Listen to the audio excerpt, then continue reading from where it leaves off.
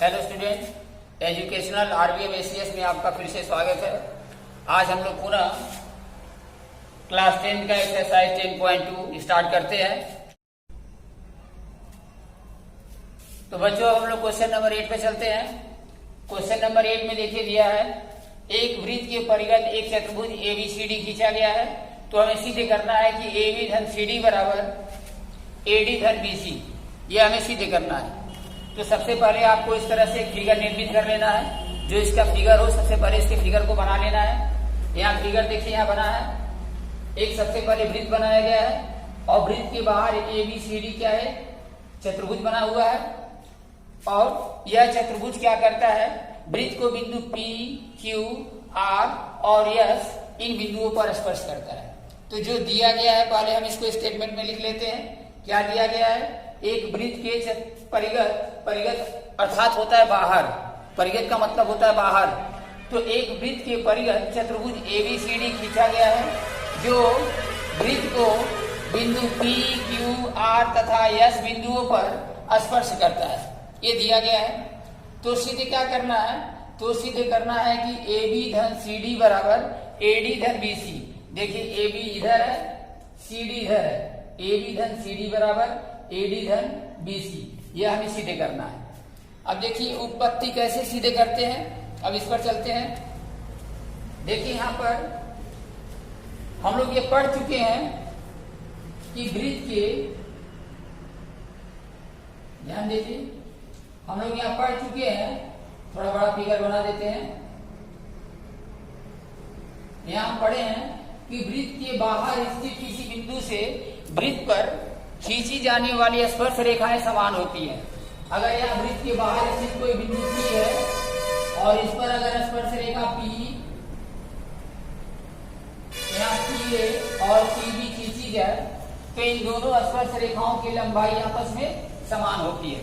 यह हम लोग प्रमेय में पहले पढ़ चुके हैं कि वृत्त के बाहर स्थित किसी बिंदु से वृत्त पर खींची गई स्पर्श रेखाओं की लंबाइयां आपस में समान होती हैं। यहाँ हम जो है इसी प्रमेय को लेकर के चलेंगे और इसी आधार पर इसका सॉल्यूशन निकालेंगे। यहाँ पर देखिए क्या है, यहाँ पर सबसे पहले ए बिंदु पर चलते हैं। यहाँ पर एपी और एएस क्या है, स्पर्श रेखा है, ठीक है। यहाँ पर लिखेंगे, चूंकि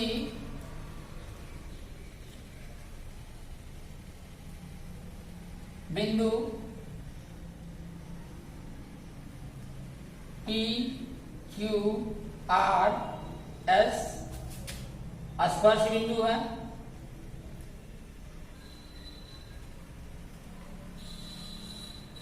यहाँ पर P, Q, R, S स्पर्श बिंदु है। तो यहाँ पर देखिए बाहर बिंदु O है, सॉरी यहाँ पर A है।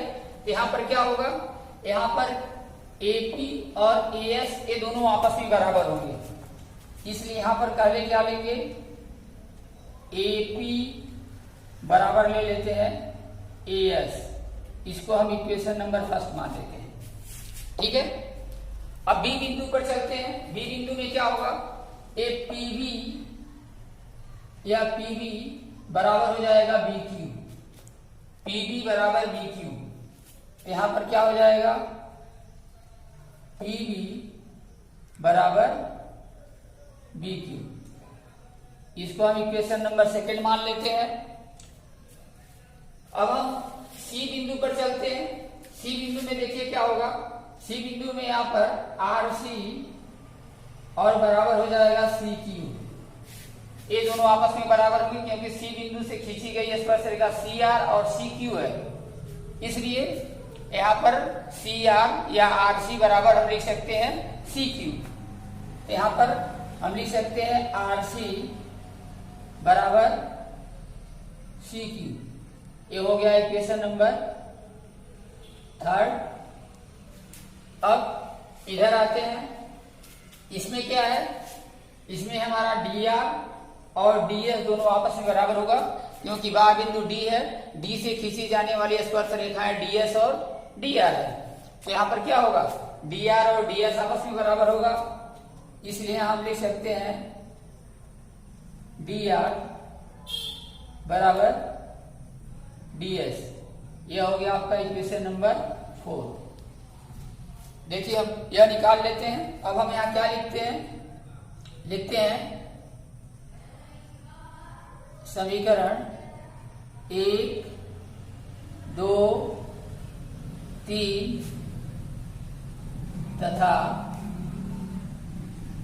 4 को जोड़ने पर, अब 1, 2, 3 और 4 को हम लोग क्या करते हैं, जोड़ देते हैं। समीकरण 1, 2, 3, 4 को जोड़ देते हैं। तो देखिए यहां जोड़ देते हैं, लेफ्ट हैंड साइड में लेफ्ट हैंड साइड को जोड़ देते हैं और राइट हैंड साइड में राइट हैंड साइड को जोड़ देते हैं। यहां जोड़ेंगे तो क्या होगा, AP धन PB धन RC धन DR बराबर, अब राइट हैंड साइड वाले को जोड़ेंगे AS धन BQ धन CQ धन DS। यहां देखिए लेफ्ट हैंड साइड में हम जोड़े हैं, लेफ्ट हैंड साइड में AP धन PB, AP धन PB धन RC धन DR। यहां पर लेफ्ट हैंड साइड जोड़ा गया है और यहां पर राइट हैंड साइड को जोड़ा गया है। राइट हैंड साइड में है AS धन BQ धन CQ धन DS, AS धन BQ धन CQ धन DS। अब यहां देखिए जोड़ते हैं AP धन PB, इसको ध्यान दीजिए, AP यहां से यहां तक दूरी है और PB यहां से यहां तक दूरी है, दोनों को जोड़ेंगे तो क्या होगा AB। देखिए AP धन PB दोनों को जोड़ेंगे तो क्या हो जाएगा AB, तो AP PB को जोड़ेंगे तो क्या हो जाएगा आपका AB प्लस ऊपर वाले देखिए दिया RC धन DR।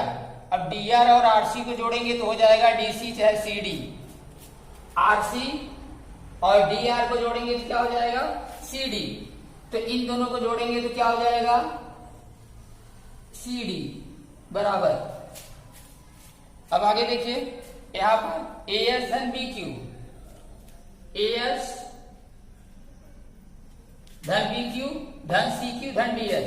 तो देखिए AS के साथ, यहाँ AS के साथ इस DS को ले लेते हैं, AS DS। देखिए यहाँ पर AS DS, AS DS, तो AS और DS को जोड़ेंगे तो क्या होगा AD हो जाएगा, AS धन DS बराबर AD और प्लस BQ धन CQ। देखिए BQ धन CQ, इन दोनों को जोड़ेंगे क्या होगा प्लस BC, इन दोनों को जोड़ने से। और यही हमें सीधे करना था, यहां प्रूफ लिख देंगे, ठीक है। तो यह हमारा कंप्लीट हो गया क्वेश्चन नंबर 8। क्वेश्चन नंबर 8 को पुनः एक बार देखते हैं। बुक में दिया है कि एक वृत्त है, वृत्त के परिगत एक चतुर्भुज ABCD है। तो हमें सीधे करना है कि AB धन CD बराबर AD धन BC। जो दिया गया है सबसे पहले हम प्रथम उसको लिख लेते हैं। क्या दिया गया है, एक वृत्त के परिगत चतुर्भुज ABCD खींचा गया है, जो वृत्त को बिंदु P, Q, R और S बिंदुओं पर स्पर्श करता है। तो सीधे करना है कि AB धन CD बराबर AD धन BC, यह हमें सीधे करना है। उपपत्ति में क्या कर लेते हैं, जैसे यहाँ पर जब P, Q, R, S वृत्त के स्पर्श बिंदु है, बाहर बिंदु यहाँ पर ABCD दिए गए हैं। तो देखिए A बिंदु से खींचा गया स्पर्श क्या है, AP और AS, ये स्पर्श रेखा है। यहाँ पर AP बराबर AS होगा, ये पीछे हम प्रमेय में पढ़ चुके हैं। उसी तरह से यहाँ पर PB बराबर BQ होगा। यहाँ देखिए दूसरा नंबर इक्वेशन इसको बना दिए। फिर C बिंदु पर चलते हैं तो यहाँ RC बराबर CQ होगा, ये हमारा 3 नंबर है। और 4 नंबर में चलते हैं तो यहाँ पर D बिंदु है, D बिंदु से DR बराबर DS है, यहाँ DR बराबर DS ले लेते हैं। अब यहाँ पर समीकरण 1, 2, 3 और 4 को जोड़ देते हैं। तो 1, 2, 3, 4 को जोड़ा गया है। सभी लेफ्ट हैंड साइड बराबर के पीछे जो लेफ्ट हैंड साइड है इसको एक साथ जोड़ दिए हैं और जो राइट हैंड साइड है इसको एक साथ जोड़ा गया है। तो यहाँ पर देखिए AP और PB को जोड़ेंगे तो AP धन PB बराबर AD हो गया। और यहाँ पर RC धन DR दिया है, तो RC धन DR, RC यहाँ तक है, DR यहाँ तक है, इसको जोड़ेंगे तो CD हो जाएगा। उसी तरह से AS धन DS यहाँ पर जोड़ा गया है, तो AS धन DS को जोड़ेंगे तो AD हो जाएगा, और BQ धन CQ, BQ और CQ को जोड़ेंगे तो हमारा BC हो जाएगा। ये हमारा क्वेश्चन नंबर 8 का सोल्यूशन है। बच्चों, हम आप लोगों से बार बार यही कहेंगे कि वीडियो को आप लोग, जो भी वीडियो आप लोगों को बना करके दिए जा रहा है, इसको पूरे ध्यान से देखिए और साथ ही इसके शेयर कीजिए, सब्सक्राइब कीजिए चैनल को भी। और ये जो वीडियो अगर आप लोगों को पसंद आता है तो अपने दूसरे दोस्तों या अपने फ्रेंड्स के साथ भी इसको शेयर कीजिए। आगे हम लोग फिर नेक्स्ट क्लास में देखते हैं। क्वेश्चन नंबर 9 देखते हैं। क्वेश्चन नंबर 9 में यह फिगर दिया है 10.13 में। बुक में सब लोग जब क्वेश्चन में देखेंगे, बुक में ऐसा दिया है। इसमें क्या दिया है, एक्स वाई तथा एक्स डैश वाई डैश। यहाँ देखिए, ऊपर वाली लाइन एक्स वाई है, नीचे वाला एक्स डैश वाई डैश है। एक्स डैश वाई डैश और एक्स वाई ओ केंद्र वाले किसी वृत्त की, ओ केंद्र वाला एक वृत्त है, इस वृत्त की दो स्पर्श रेखाएं, ठीक है। एक्स वाई और X dash Y dash O केंद्र वाले एक वृत्त की स्पर्श रेखाएं, ये दोनों स्पर्श रेखाएं, और दोनों स्पर्श रेखाएं क्या है, आपस में समांतर भी है। ये दोनों स्पर्श रेखाएं आपस में समांतर है। देखिए लिखा है दो समांतर स्पर्श रेखाएं, और स्पर्श बिंदु C पर, यहाँ स्पर्श बिंदु C है, देखो यहाँ पर A B, यहाँ C पर स्पर्श करता है। तो कह रहा, और स्पर्श बिंदु C पर जो स्पर्श रेखा ये AB है, यह एक्स वाई को A पर और एक्स डैश वाई डैश को B पर प्रतिच्छेद करती है। तो हमें सीधे करना है कि एंगल AOB बराबर, यह हमें सीधे करना है एंगल AOB बराबर 90, यही हमें सीधे करना है, ठीक है। तो सबसे पहले जो दिया है उसको लिख लेते हैं। यहाँ दिया है, क्या दिया है, एक्स डैश एक्स वाई तथा एक्स डैश वाई डैश ओ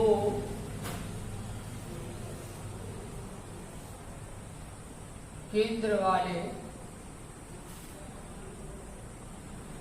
वृत्त की दो समांतर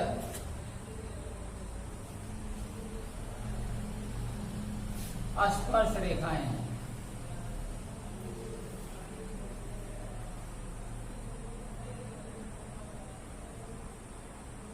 ठीक है, जो दिया वो हम लिख दिए हैं, लिखे हैं, दिया है एक्स वाई तथा X dash Y.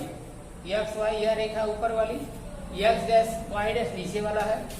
X Y और X dash Y dash O केंद्र वाले वृत्त की दो समांतर स्पर्श रेखाएं, ठीक है। यह पहला दिया है, और क्या कर रहा है, स्पर्श बिंदु C पर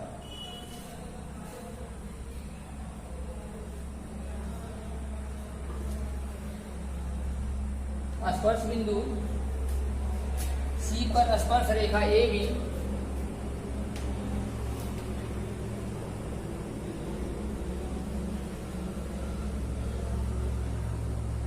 स्पर्श रेखा AB स्पर्श बिंदु C पर स्पर्श रेखा AB एक्स वाई को A पर और एक्स डैश वाई डैश को B पर प्रतिच्छेद करती है, ठीक है ना। यहाँ लिखे स्पर्श बिंदु C पर स्पर्श रेखा AB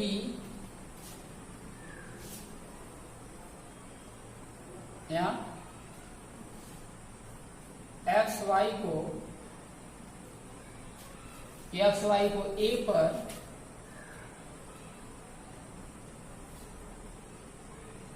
तथा एक्स डैश वाई डैश को B पर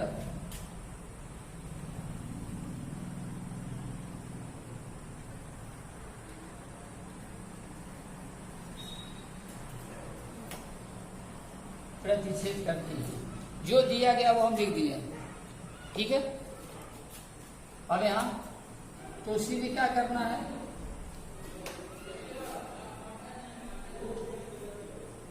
तो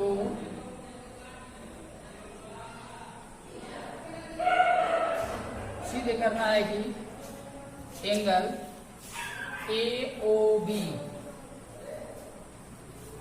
AOB बराबर 90 डिग्री, यह हमें सीधे करना है, ठीक है। अब यहां देखें, हम क्या कर लेते हैं, रचना एक मान लेते हैं, अपने मन से हम कर लेते हैं रचना में क्या कर लेते हैं, O से C को मिला देते हैं। देखिए, जैसे यहां पर OP वृत्त की त्रिज्या है, वैसे यहां OQ भी वृत्त की त्रिज्या है, और वैसे यहां पर OC भी वृत्त की त्रिज्या है। ये तीनों जो है वृत्त की त्रिज्या है। तो हम रचना में लिख देते हैं,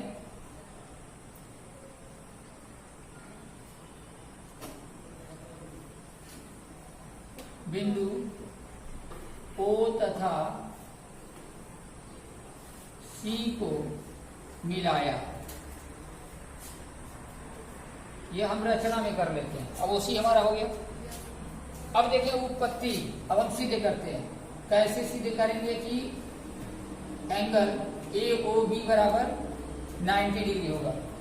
यहाँ पर देखें, अभी हम बताए हैं कि किसी बिंदु से, यानी वृत्त के किसी बाहरी बिंदु से वृत्त पर खींची गई स्पर्श रेखाएं आपस में समान होती है। इन दोनों स्पर्श रेखा की लंबाई आपस में समान होती है, यह बताया गया है।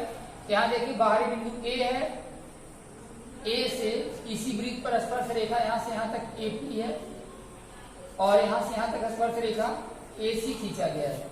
इन दोनों स्पर्श रेखाओं की लंबाई आपस में क्या होगी, समान होगी। उसी तरह अगर यहाँ पर बाहरी बिंदु B ले लिया जाए, तो यहाँ पर स्पर्श रेखा BQ या और स्पर्श रेखा BC, इन दोनों को भी लंबाई आपस में क्या होगी, समान होगी, ठीक है। तो हम लिखेंगे, चूंकि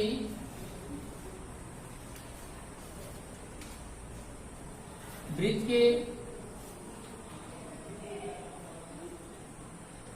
बाह्य बिंदु से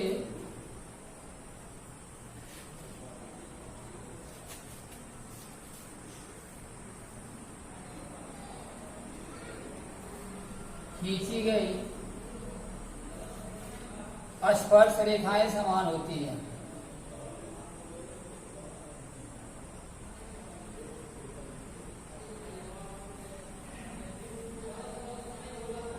समान होती हैं, ठीक है। यानी कि वृत्त के बाह्य बिंदु से खींची गई स्पर्श रेखाएं समान होती हैं, ये प्रमेय दिया है। इसलिए यहां पर क्या होगा, AP बराबर AC, इसलिए AP बराबर AC तथा यहाँ B बिंदु से ले लेंगे तो BQ बराबर BC।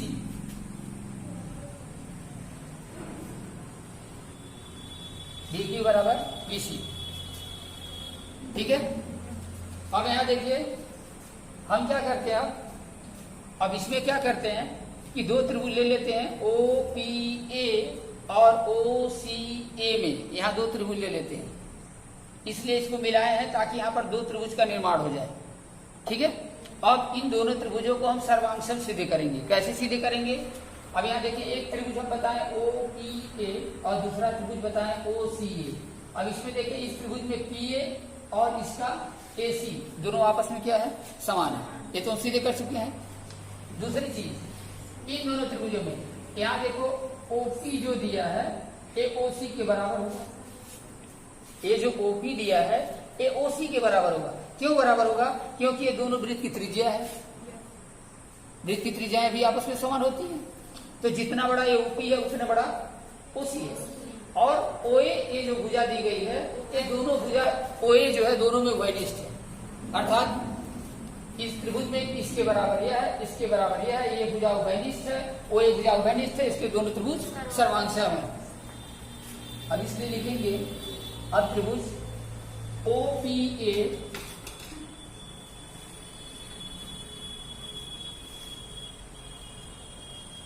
तथा त्रिभुज OCA में,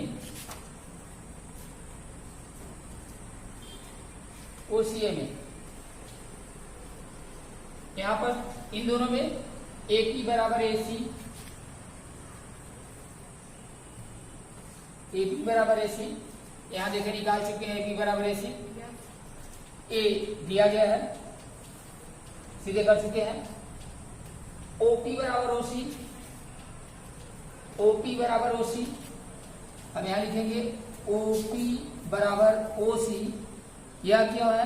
क्योंकि ये वृत्त की त्रिज्या है।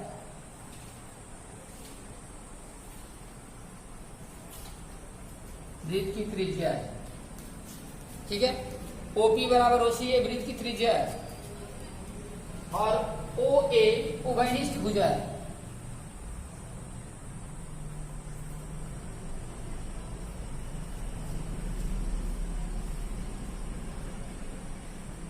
OA उभयनिष्ठ भुजा है। OA जो यहाँ पर उभयनिष्ठ भुजा दी गई है। अब यहाँ पर देखिए दोनों त्रिभुजों में OPA और OCA में AP AC के बराबर है, यहाँ पर सीधे कर चुके हैं। OPAC दोनों बराबर है क्योंकि दोनों वृत्त की त्रिज्या है और OA जब उभयनिष्ठ भुजा है तो जब इन दोनों त्रिभुजों की तीनों भुजाएं आपस में समान है, इसकी एक भुजा दूसरी भुजा से, दूसरी भुजा भी दूसरी भुजा से, दूसरे त्रिभुज की दूसरी भुजा से समान है, तो यहाँ पर यस यस यस यानी साइड साइड साइड, भुजा भुजा भुजा के नियम के अनुसार क्या है, ये दोनों त्रिभुज जो है सर्वांगसम है। अब आगे देखें,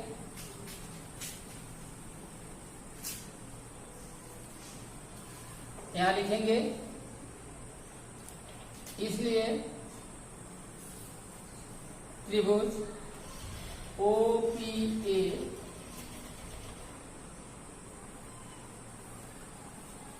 सर्वांगसम त्रिभुज OCA,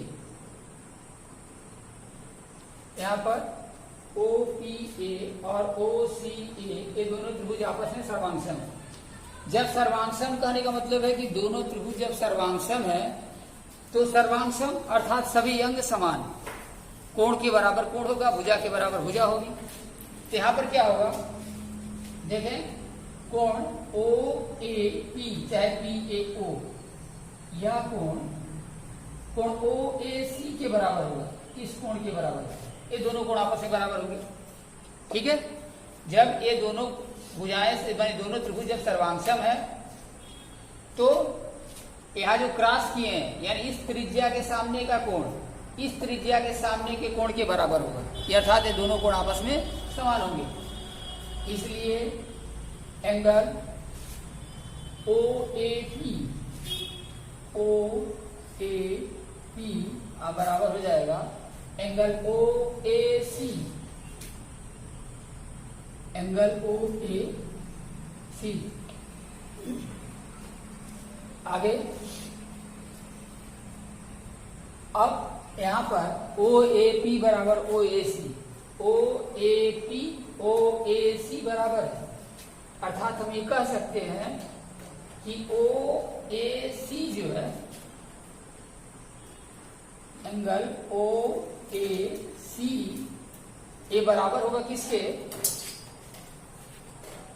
एंगल PAC का आधा होगा। क्या यहाँ पर देखिए, यहाँ लिख दे रहा है कि एंगल, इसको पहले लिख देते हैं एंगल PAC, एंगल PAC बराबर लिख सकते हैं 2 एंगल OAC, एंगल PAC ये पूरा कोण लिए हैं तो पूरा कोण जो है चाहे इसका दूना होगा चाहे इसका दूना होगा, क्योंकि ये दोनों कोण आपस में क्या है, बराबर है। यहाँ लिख चुके हैं। तो यहाँ पर एंगल PAC जो है, ये PAC जो पूरा कोण है यह 2 गुना होगा चाहे OAC के चाहे OAP के, दोनों के बराबर हो सकता है, ठीक है। अब यहाँ देखें आगे, अब जैसे हम इसमें सिद्ध किए हैं कि ये दोनों सर्वांगसम है, इन दोनों त्रिभुजों में OPA और OCA जैसे हम सिद्ध किए हैं उसी तरह से यहाँ भी देखें क्या है, इन दोनों त्रिभुजों को अगर ले लिया जाए कि त्रिभुज OBC और त्रिभुज OBQ में, यहाँ भी उसी तरह से है, BC के बराबर BQ हो जाएगा, भुजाओं के बराबर भुजा हो गई है। दूसरा OC और OQ में दोनों वृत्त की त्रिज्या है, ये भी बराबर है। ओ बी उभयनिष्ठ भुजा है, 3 बराबर हो गया, अर्थात दोनों त्रिभुज सर्वांशम है। और जब सर्वांशम होगा तो इसका यह कोण इसके इस कोण के बराबर होगा, अर्थात एक पूरा कोण जो है इस कोण का दूना होगा, आधे वाले का दूना होगा। तो यहां पर हम यहां लिख देते हैं, इसी प्रकार त्रिभुज ओ बी क्यू तथा त्रिभुज ओ बी सी में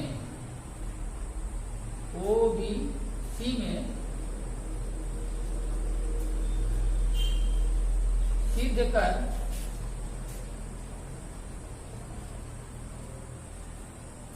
सकते हैं कि अब इस त्रिभुज में हम क्या सिद्ध कर सकते हैं, जैसे हम PAC सिद्ध किए हैं इसके बराबर दूना है, उसी तरह यहां पर सिद्ध करेंगे QBC कोण पूरा कोण ले लेते हैं, हाँ QBC बराबर हो जाएगा 2 एंगल OBC, इसके बराबर होगा। अब नीचे देखें, अब क्या करते हैं हम, ये तो सीधे कर चुके हैं, ध्यान से सब लोग देखेंगे। यहां सीधे किए हैं कि यह OAC जो है इस PAC का आधा है, OAC जो है PAC का आधा है, इसीलिए यहां लिखे हैं कि PAC OAC का दूना है, PAC दूना है और OAC जो है PAC का आधा होगा। उसी तरह दूसरे वाले में सीधे कर सकते हैं कि OBC या QBC का आधा है अथवा OQBC यहाँ पर OBC का दूना होगा। ये अब सिद्ध कर दिए हैं। अब हम त्रिभुज ले लेते हैं, त्रिभुज OBA में चाहे ABO में, तो त्रिभुज AOB में यह ले लिए AOB त्रिभुज में हम जानते हैं कि किसी भी त्रिभुज के तीनों कोणों का योगफल 180 होता है। अब तीनों कोण ले लें यहाँ पर, तो तीनों कोण कौन कौन होगा, एक होगा AOB एंगल AOB प्लस दूसरा एंगल OAB एंगल OAB। देखें OAB कहिए चाहे OAC कहिए, दोनों एक ही बात है, ठीक है ना। तो हम OAC भी लिख सकते हैं, इसमें कोई अंतर नहीं है, चाहे OAC लिखे और OAB लिखे, क्योंकि ये सरल रेखा है, ठीक है।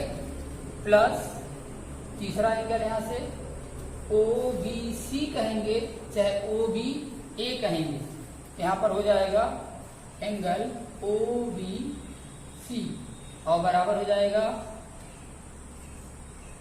180 डिग्री, क्योंकि त्रिभुज के तीनों कोणों का योगफल 180 डिग्री होता है। अब यहां से क्या करेंगे हम,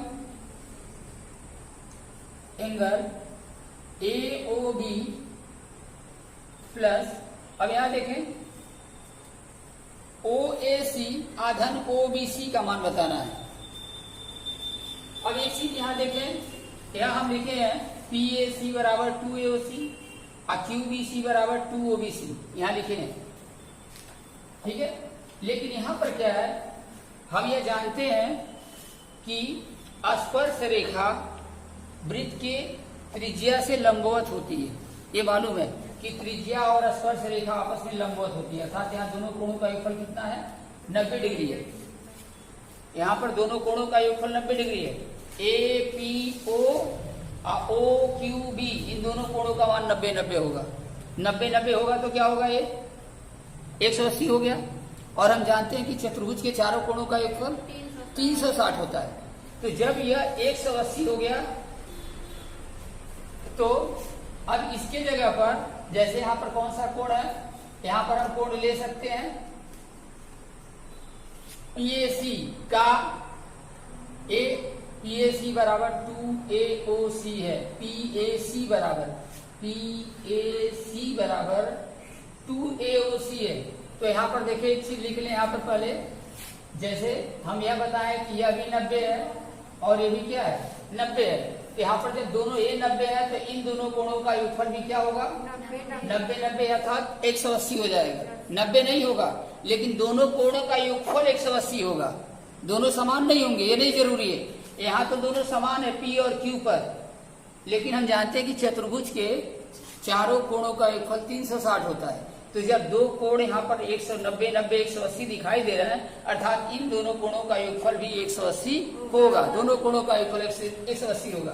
तो हम यहाँ लिखेंगे कि अब यहाँ ही लिख दे रहे हैं हम जो है बगल में, क्योंकि angle PAC plus angle QBC बराबर 180 डिग्री। PAC और QBC इन दोनों का पूरा जोड़ेंगे तो 180 होगा। अब OAC क्या है? OAC इसी PAC का आधा है। OAC इसी PAC का आधा है। और OBC क्या है? इसी QBC का आधा है। देखिए यहाँ पर लिखे हैं, इसलिए इन दोनों का योगफल कितना होगा 90 डिग्री हो जाएगा।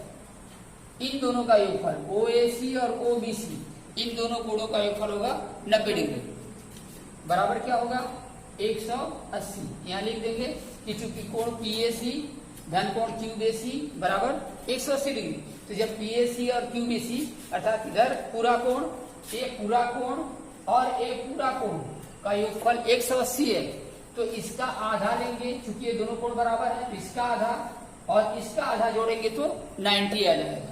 तो OAC और OBC जो उसके आधे हैं, PAC का आधा OAC है और QBC का आधा OBC है। इन दोनों कोणों का योगफल 90 डिग्री। अब यहाँ से हम सीधे कर सकते हैं कि एंगल AOB बराबर 180 माइनस 90 अर्थात एंगल AOB बराबर 90 डिग्री। ये हमारा प्रूफ हुआ। तो इसको ध्यान से जो अभी बताए हैं सभी लोग इसको एक बार दो बार ध्यान से अपना देखेंगे, समझ में आ जाएगा। इसी के साथ आज समाप्त करते हैं।